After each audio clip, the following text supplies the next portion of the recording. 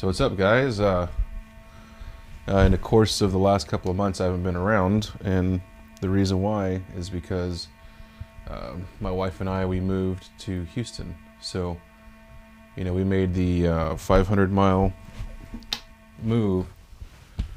It's like 520 or 580 miles from where we used to live to living in Houston, and you know, that in itself was an adventure. And you know, we couldn't have done it without her parents and my parents, you know, helping us financially and helping us physically. And so, you know, we're really grateful for that. And, you know, the place in which we used to live was a really small apartment compared to where we're at now. And so, up here in Spring, where we're at right now, the apartment we got was cheaper, like $200 cheaper. And of course I got a pay raise. And then the apartment is just bigger and better quality, right? Newer gate, community, that kind of thing. And it was really nice. We're really blessed to have this place. And so we're really happy to have this place.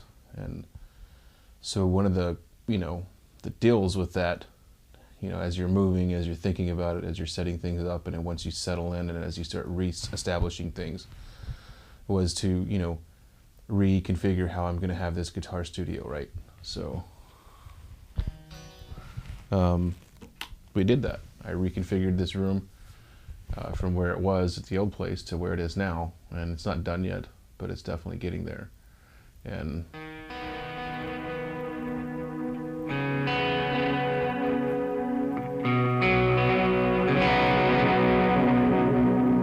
you can kind of see this contraption to my left. What I essentially did is I built a ISO cab. Pretty fairly easy to do so, you know, didn't take much effort to do it, but I'm really pleased with how it turned out. You know, I basically made like a 18 by I think 18 by 36, or I think it was 20 by 36, so I exceeded the dimensions of the popular Randall ISO cab out there. I made it 20 by 36. I think the Randall was like, you know, 32 by 18 or something like that, you know, not too big. So this is pretty big. And I used real wood, not particle, caulked it up. And I got some really, you see on the wall behind these guitars, some really dense foam, Pelican case foam. You know, it's not exactly soundproof foam, right? But it does the job, right? It's shock-proof foam, so sound waves are shock waves in a sense, right? They're waves. And so when you're standing over here and you're facing into the foam, you don't hear a background. Like right now, I can hear an echo reverberating throughout this room because this side of the room doesn't have the foam. I originally, when I set this room up, was going to have the guitar shit over there, and I had real guitar amps. I still do, but I had real cabinets, and I still do. They're in the closet. I don't need my two 4x12 cabinets, so eight fucking 12s. So what I did is I took my Patriot Cannabis racks out of the deluxe reverb right here, and I put the original speaker back into it. And so I have the ISO cab actually in the bathtub, right? Surrounded, foamed up. Then the cab is sitting on foam and surrounded by foam that has a blanket over it, right? So it's in the shower, in the bathtub, and we don't use this bathtub. So, because we just use the same bathtub, so there's no point in having two bathtubs, right? So that's where the cabinet is. So right around this corner is a snake, a chord snake, and into the heads here. So my two Marshalls and my two Fenders right here, my two primary sets of amps. With that being said, so I just run the extension cab. And so right now we're in a class 5 with mild tubes. There isn't, I think there's maybe one AX7, the other one's like an AU7 or something like that, or even an AT7. And, you know, just, so just listen to how, you know, you can make an ISO cab. I made this thing for like $130. But the reason why it was $130 is because I kind of had to buy technology to build it, right? I had to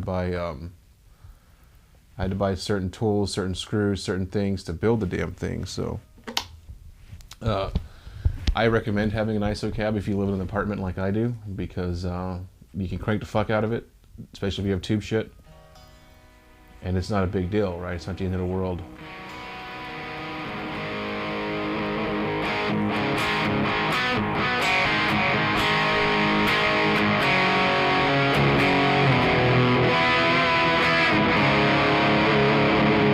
Right now, what I have plugged up is the EP booster, the Golden Plexi from Tone City, and then we're going through the Palisades and into the Alter Ego. And then of course the Cathedral is there, but it's not being used. So right now the only pedals that are physically on are Palisades and the Alter Ego, directly into the amp. I haven't even been using my EP booster because the Palisades has a nice equalization scoop in it, but I use the EP booster with the Plexi pedal, right? But you know, if you're just gonna run the Palisades, all you really need is a delay to Palisades in your set into the front of the amp, because of course the Class 5 doesn't have an effects loop. Maybe here in a little bit we can unplug the Class 5 extension cabinet and I'll show you. I'll go straight into like maybe the Fender below it, the Deluxe 68 reverb. But yeah, this is, you know,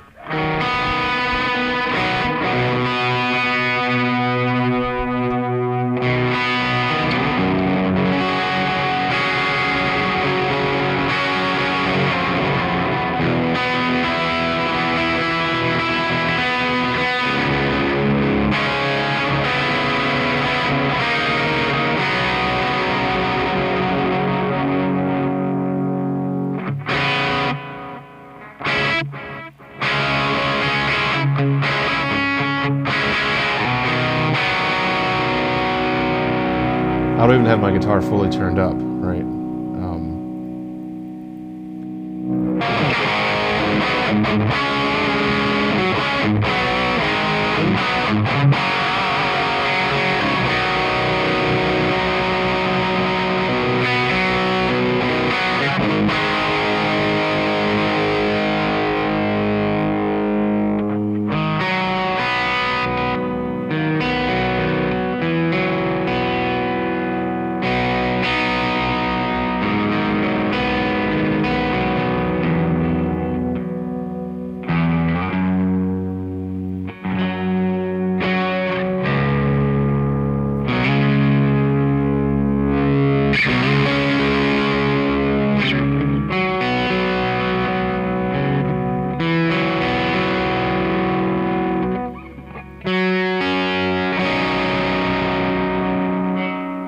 Yeah, I don't think it sounds boxy or anything by any means. I think it sounds fairly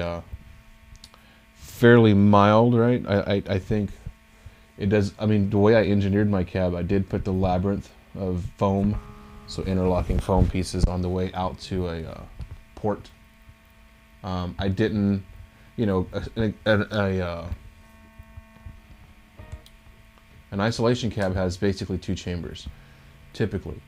In the example of the Randall has the speaker chamber, and then the above chamber, which is sealed off very well and airtight with a port in between the chambers where the microphone stands, right?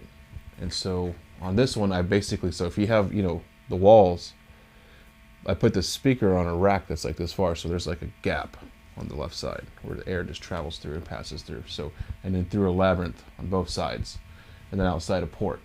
And so we got the Patriot Canvas Rex in there. We have an SM57 in there, and then we also have a MXL R40 ribbon mic in there. So two mics, two different type of mics, panned left and right, with the center effect where you get a guitar in the center almost, and then of course just a regular shitty Radio Shack microphone.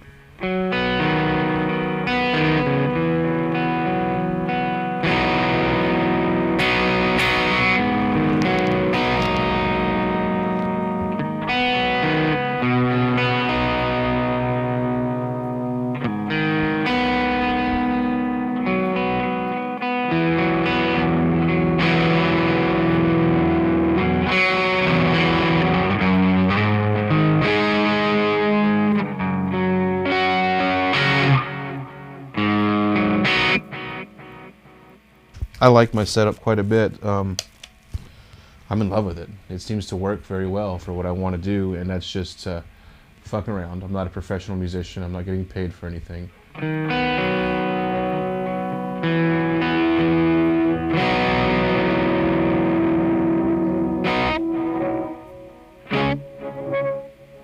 You hear that? That's the echo inside the cabinet. See, I think that's the back of the ribbon mic. I don't know. It only comes through when I have the reverb on. reverb's off, right? Yeah, this is my first video since, you know, I've had a chance to rebuild and reestablish, move, get situated at work, start working hard. You know, my job transferred me here. My company was bought by another oil-filled company. And so the opportunity, you know, kind of quietly arose to, you know, relocate to the Mecca, which is Houston, right? And from where I was at in an operations distant environment, where there was no growth potential or anything like that. So I immediately jumped on the opportunity to relocate to Houston, you know, the center of everything, get into the distribution aspect of where I work. And so it's not necessarily job to job based or like catching a job or doing a good job. It's more like asset supply and management and tracking and financial aspects of that. So very happy to get that, raise in echelon, the work strata, things like that, going from operations to manufacturing, distribution, that kind of deal. And as a consequence of that, pay raise, of course, and then better place to live. And so since we've been here, we've been searching, all the bands that are coming in town. There's a lot of bands coming, in the Woodlands area where we live. And I found out last night, according to Tone King's live broadcast, that DBZ Guitars is actually based here in Houston, Texas. So definitely get a chance to go over there and, maybe buy a guitar and have, a custom paint job on it. I'd like an American flag, distressed bullet hole, blood on, a ripped American flag on a guitar. That'd be really cool, like on a Firebird looking guitar. So, this is just a trial run video just to see how well the setup works, the microphone, the camera, the audio, the extension cab. I noticed a little bit of hum when I turned the amp on, so I'm going to try to figure out what's going on in there. I noticed a reverberation of the reverb inside the actual extension cabinet, so maybe I need to find a way to port it more, or maybe block the ports. I've never really done this before. Instead of paying $399 to Randall or $900 to Rivera, I just spent $150, and of that, the materials probably cost like $80 for materials just to build the cabinet. And I like it, for $80, it gets what I want to do, which is just crank tube amps in my bathtub and not have to worry about my neighbors, right?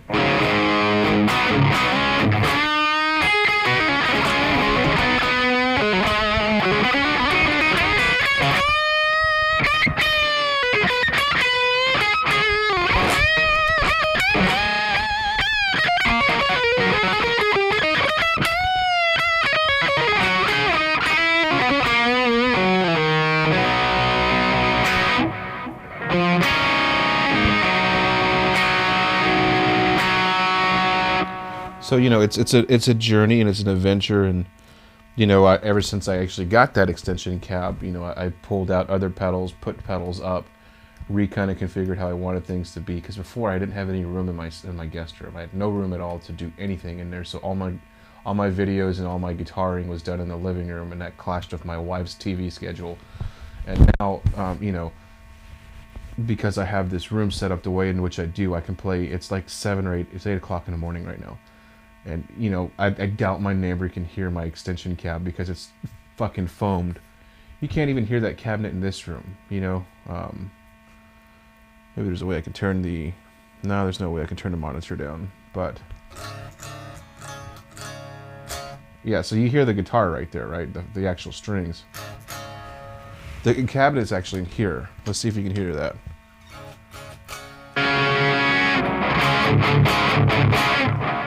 No, you're not going to be able to hear that because there's no way I can silence the...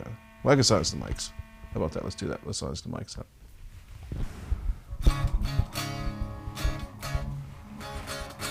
You hear it in there? That's the bathroom. The bathtub's like 4 feet away from me where it's at.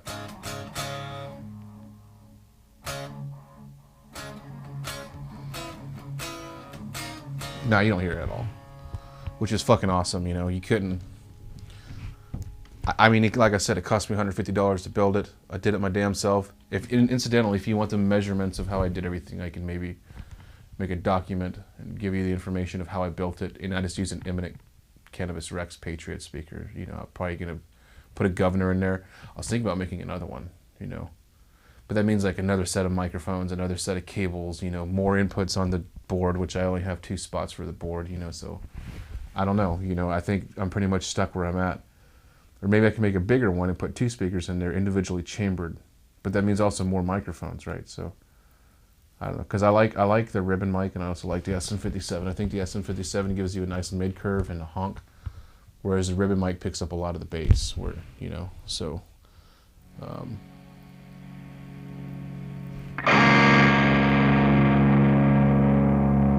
I just changed how I have my pan, and so now we're straight up on the pan. So let's see how this goes.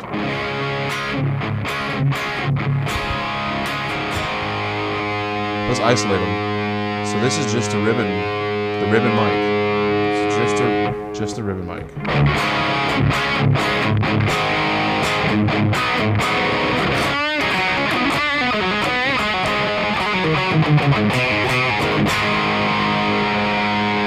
Now let's hear the SM57. This is just the SM57. Little, you know, minimal EQ. You know, a little bit of compression on there to keep the signal straight, you know, and that's it.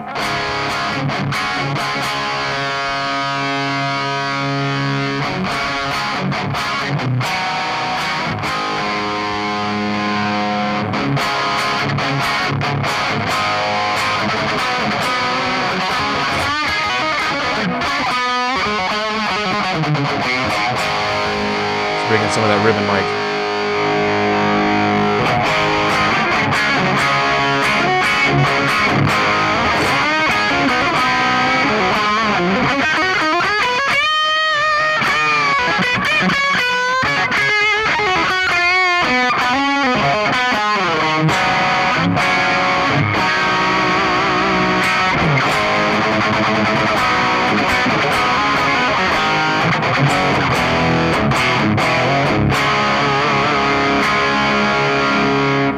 So, you know, us guitar people, we watch all the people who, you know, all the faces who have their own channels, right? And so I have to say that Fluff from Riffs, Guitars, and Beards, he recommends these Jimmy clips, and I have one on this guitar. I got the black nu metal, and yeah, once you have one of these, you can never not have one. Just can't. You have to have one. And so on this guitar, I have the regular 6-string, and this, you know, for like a stop tailpiece guitar, you get the 7-string one and you put it back there as well. So like on my Gibson, you know, my Les Paul's up there, the gold one in particular, you could probably maybe see it between the bridge and where the strings go into the back of the stop. I have one there, and so if I play that guitar, I'll pull this one off, put it on the top, and I'll keep that 7-string part down at the bottom, so like the strings are isolated on both sides. And you can't not have one once you have one. It's like, so get one. They're $20 for the single, but if you get 2 of them, it's like $25, and he charges like a penny for the shipping. Yeah, $25.01 for something that in your guitar, you know, it's pretty funny because when you move, right, you have all this little guitar shit, and like I like to work on guitar, so all kinds of pickups and screws and pick guards and just, you know, electronics, random shit, you know, all kinds of pickups and cables and leads and pots and lots of pots, right? You kind of think only the truck can only hold a certain amount of weight, a certain amount of dimensions in cubic foot, so what goes and what stays, right? I guarantee you, once you get these Jimmy clips, and if you ever make a move in your life, you will never not have them. You will take those Jimmy clips, you will put those in your pocket or in your laptop bag, because when you land and you get where you are and you reset up like I did, first thing you'll go once you get to the guitar portion of setting up would be like, where are my Jimmy clips at? And there they are, right? You can't not have them once you have them. So I'm going to shut the mic off, and let's go ahead and try getting into the Fender.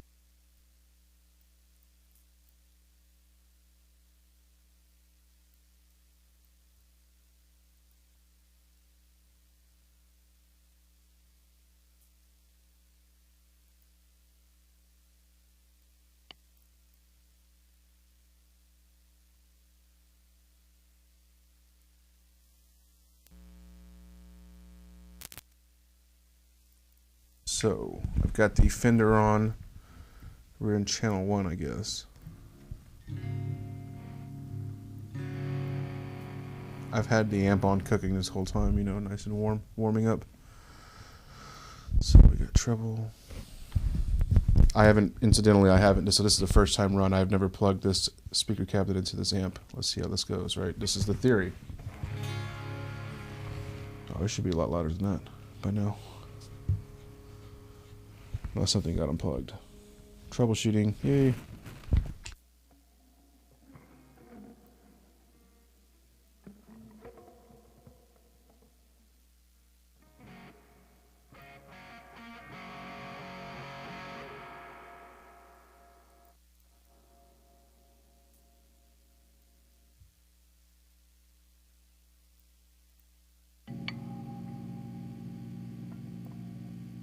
There we go, I think we got it. I had the wrong cable. Yeah, so that's barely even like one. It's barely one on the tone stack channel. You know, when I was in the Class 5, I was using the headphone trick where you plug it halfway into the headphone.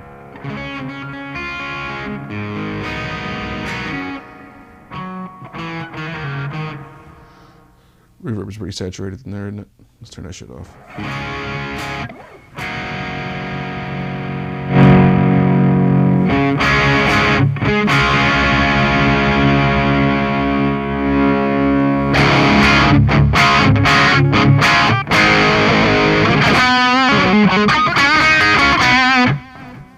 So yeah, that's the deluxe reverb amp, right?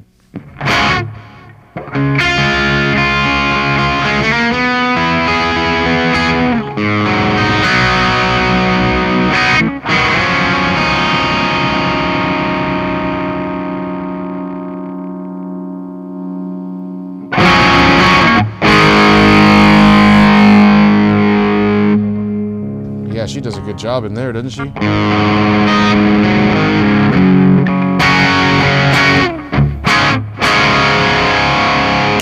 So that, yeah, that was with the Palisades on. Both of those, you know, with the Marshall and this with the Palisades on. I had that Palisades cranked then, that's what it is.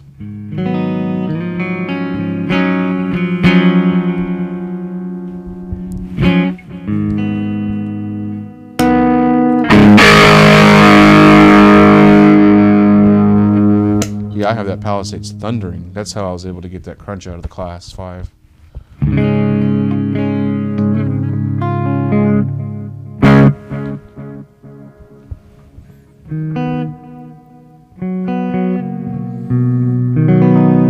Turn some of that bass down a little bit.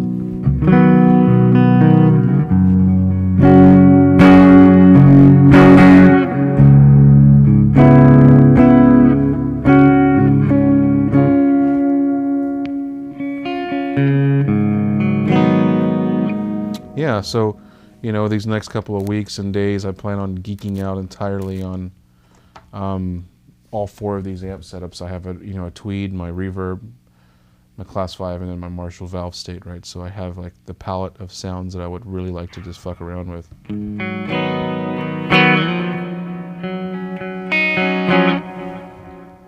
know, I got to figure out, you know, like how I'm going to do effects loops and all this stuff. And I was thinking about running the effects loop into the board because it has an effects loop out and in.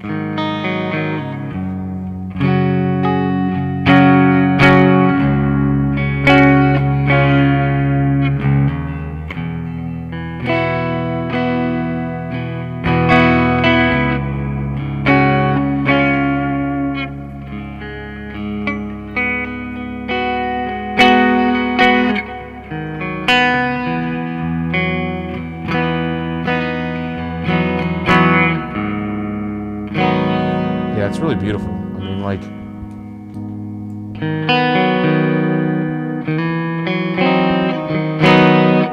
so I just turned an EP booster on. So we're running EP booster, Alter Ego, reverb on the amp. I actually have the foot pedal for the amp itself, so maybe I can turn the reverb off.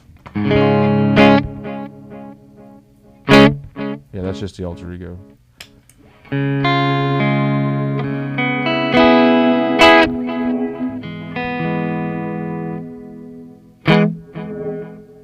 That's weird. I gotta figure out what's going on with that cathedral, why it's doing that.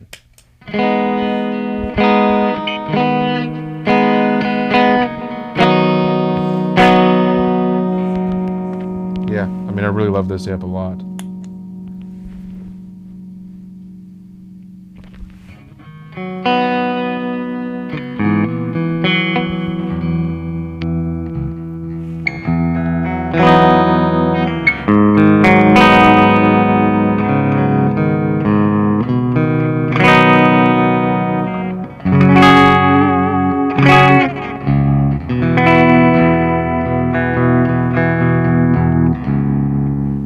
I'm using those Cobalt strings, Ernie Ball Cobalt Slinkies or whatever the fuck they are.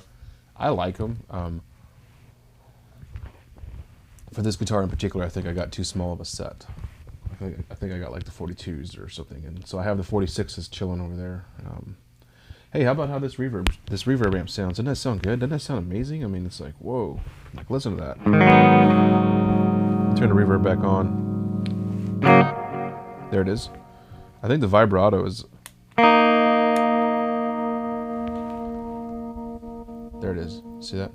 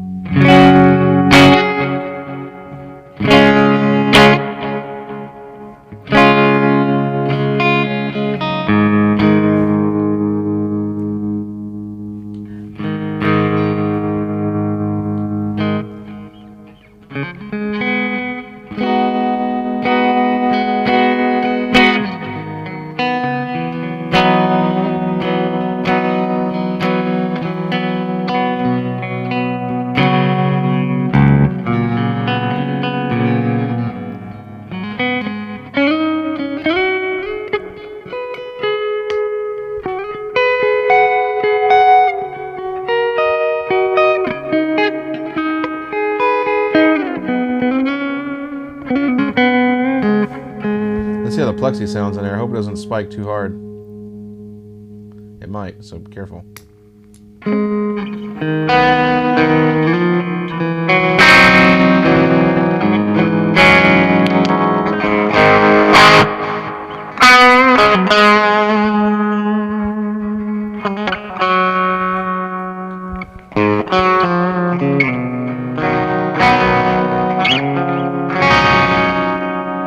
Yeah, that two cities, was it Tone City? Tone City Golden Plexi. I basically, in this amp, I've always ran it on 0%, right? Like the gain all the way down. That might neuter it a little bit, but because all I'm trying to get out of it is just a little push. I mean, the amp is crystal clear.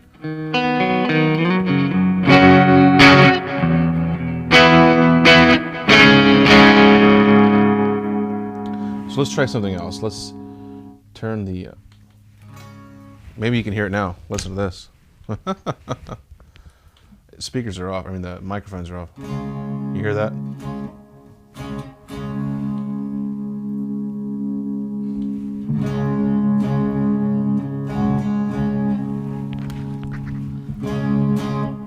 Yeah, she's fucking loud. I mean, the amp is on 4, so I mean, it's a Fender fucking amp on 4, tube amp at that. So it's a little loud in there. I got to figure some things out. You know, I wasn't exactly entirely pleased with how quiet it got, which was not very...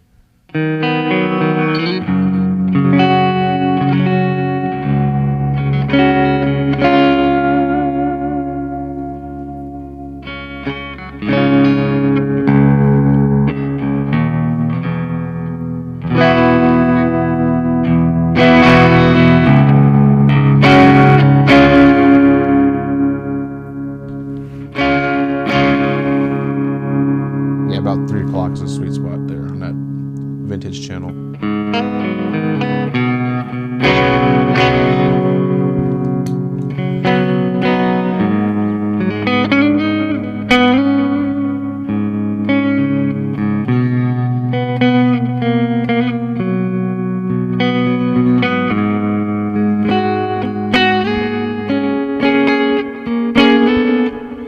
So, you know, this is just the amp and the tube, I mean the delay. Turn the Golden Plexi on, and it gets like a little bit of a haze to it, a fuzz to it.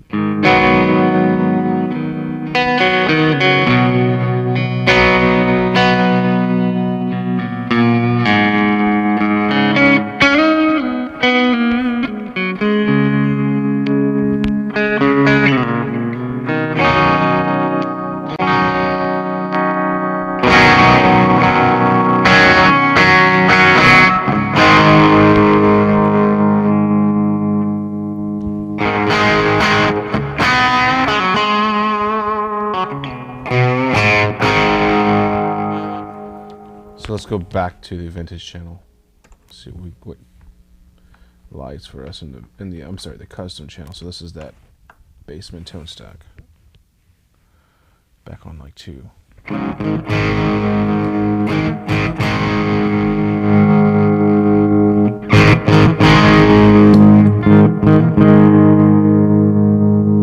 Jesus Christ.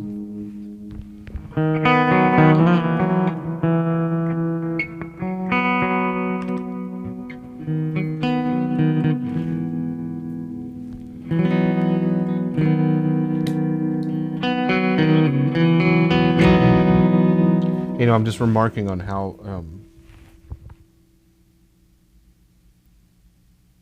strong the signal is coming across those microphones. I literally have the microphones on like 1 and 2 over here because it's so fucking loud. It's so crazy. You know, I don't know how to balance that yet. Maybe pull the microphones out of the cabinet further, like pull them back from the speaker.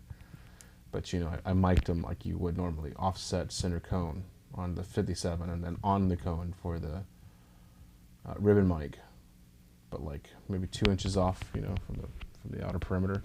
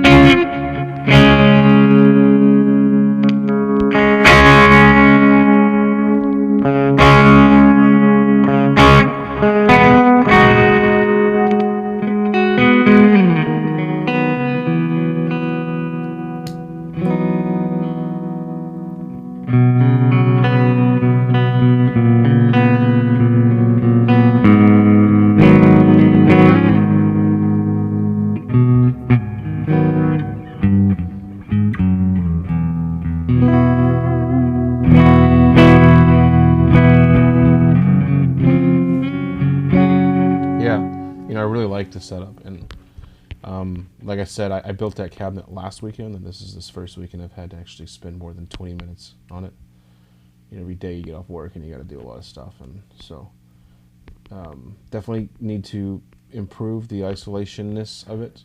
So I've got a lot of this Pelican foam here. I'll just put more Pelican foam in the bathtub around the amp itself and the blanket.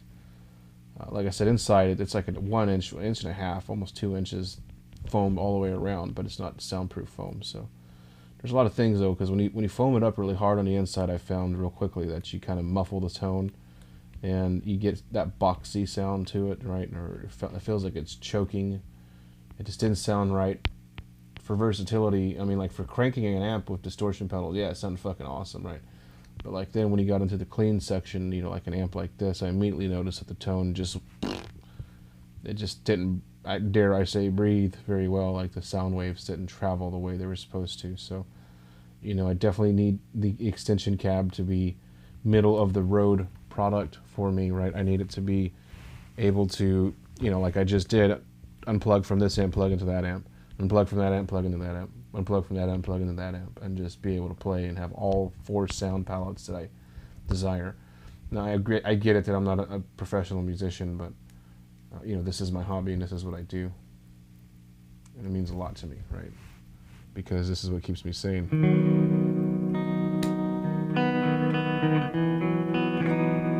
When you're sitting there at work and you're, you know, going over spreadsheets, you know, and your boss is like, "Oh my God, get this shit done now." You know, we're gonna lose our shit, especially with the oil prices going down and all the layoffs. You know, it's like fuck. Every once in a while, you kind of take a look off the screen, or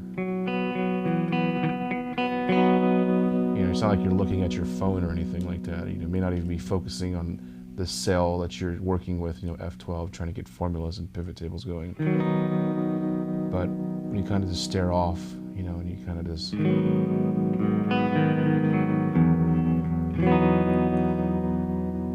This is what I think about, you know, this is where I go in my mind. In my mind, this is where I go.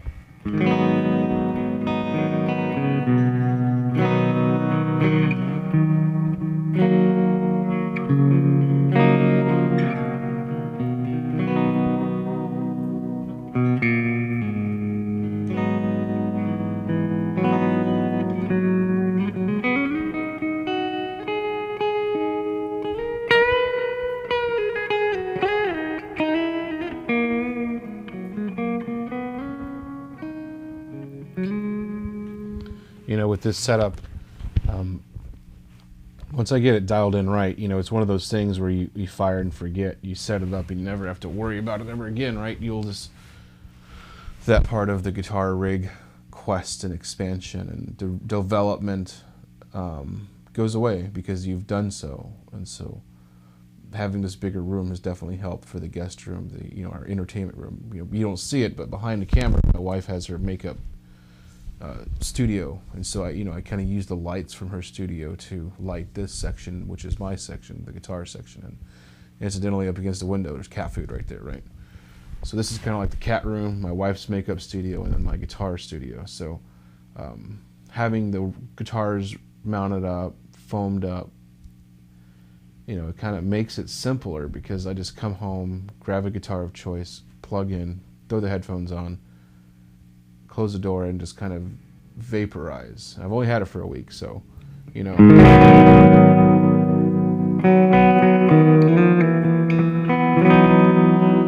Your results may vary, depending on how you build yours. You know, when looking back on the build of that cabinet, there's one thing I regret. I really wish I would have used thicker wood, right? And eventually I'll come around to that. I'll use like cabinet wood, you know, or not cabinet wood, but like countertop wood, like butcher's block.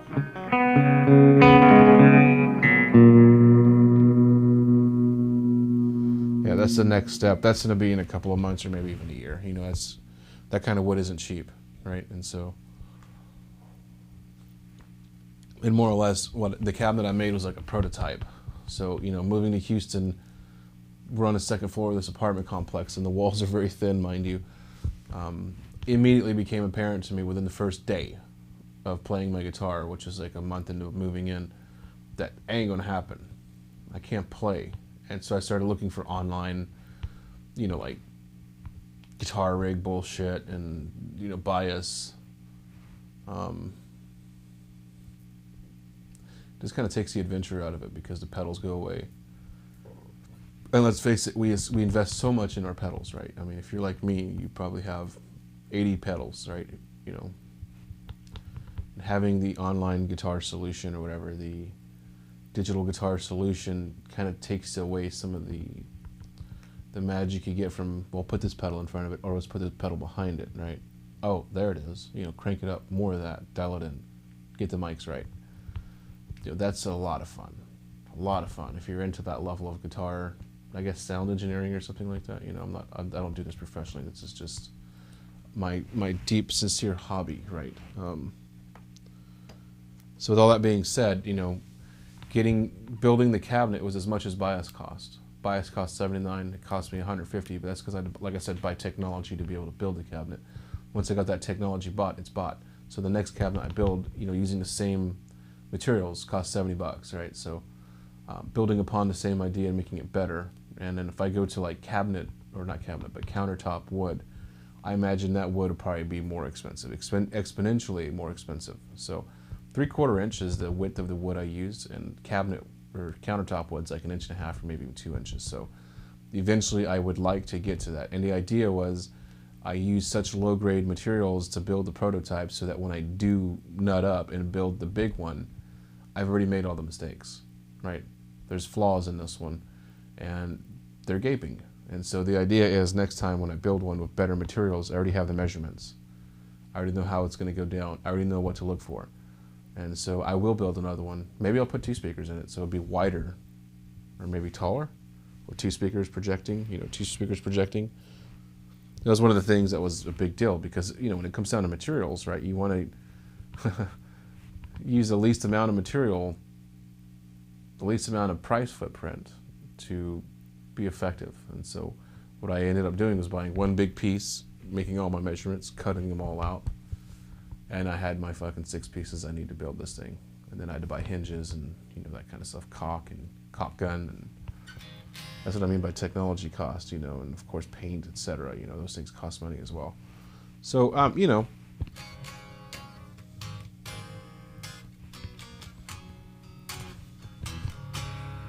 there's a lot of videos on those isolation cabs that Randall makes and everybody else makes, and they're not very quiet.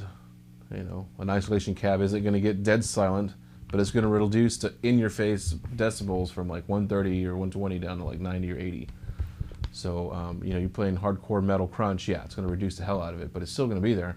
But if you're playing glass, clean stuff, it's going to reduce it so much that you may not even hear it. And so,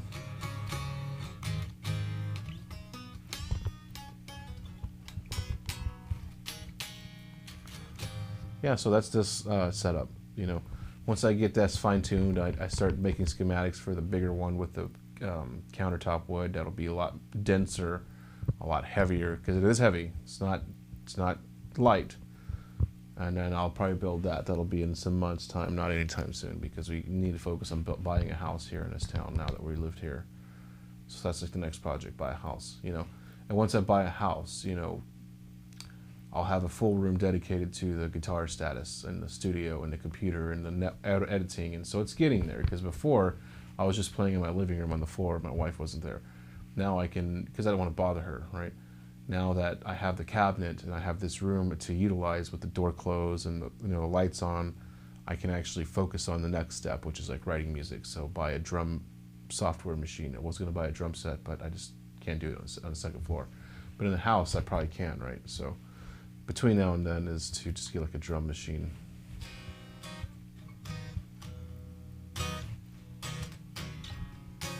So if, going forward, if any of you decide you want to build an isolation cab, I can give you measurements and what I used, where I got it. I went to Lowe's, incidentally, to buy everything I need. So if you have the technology already, tape measure, things like that, those are important, right? A nice electric drill, a lot of screws, caulk gun, those things like that. If you're thinking about buying one, buy those things now. Get the drill, get the caulk gun, get the tape measure that you need, a good one. Get the nails, pretty decent nails to go through the wood that aren't going to split the wood.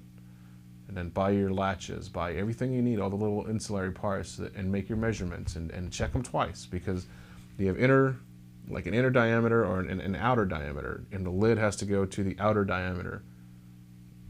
The outer diameter is further out than the inner diameter, so you have an inner measurement and outer measurement. The outer measurement of my cab is like 36 by 20, but the actual inner measurement is 3/4 inch all the way around. So it's 150 on the top and bottom and 150 left to right. So what's that? 3 inches less.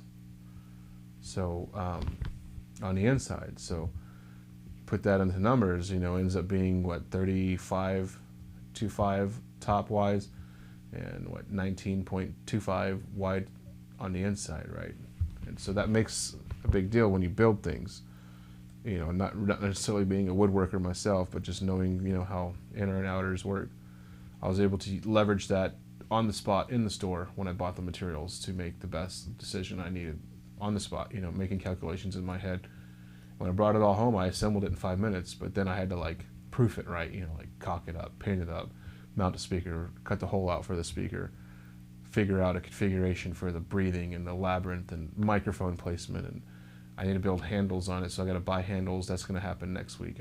I'll buy some handles so I can actually manhandle this thing, and we'll figure it out better from there. And $70, $75 for materials is honestly the dead reckoning cost. When I buy the handles, let's throw another $10 for handles. So $80 is what this project has run me so far. I already had the speaker, I already had the microphones, I already had the cables.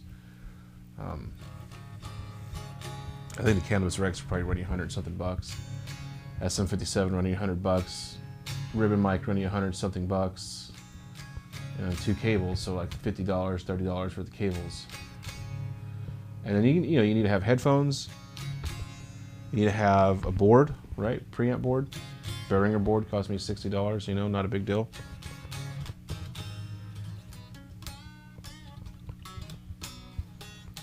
Yeah, it's fun. A lot of fun. A lot of fun been had since I made it. So this is more or less just, we're in Houston now. So I'm gonna bounce. You guys have a good one. Rock on. You have fun at NAMM. Give me some guitar picks or something, right?